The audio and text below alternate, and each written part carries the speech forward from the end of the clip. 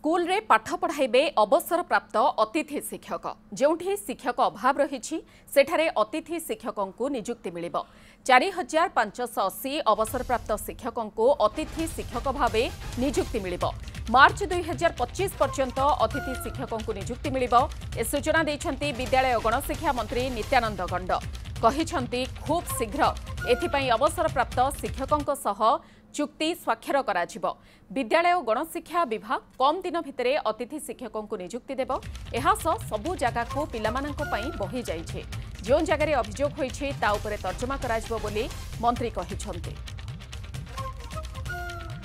प्रति वर्ष आमर गेस्ट टीचर गेस्ट फैकल्टी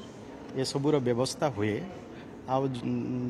जो माने किछि रिटायर्ड टीचर भी आउ किछि नुआ फ्रेश पिला भी जो माने योग्य हेबे जो माने योग्य विवेचित हेबे से को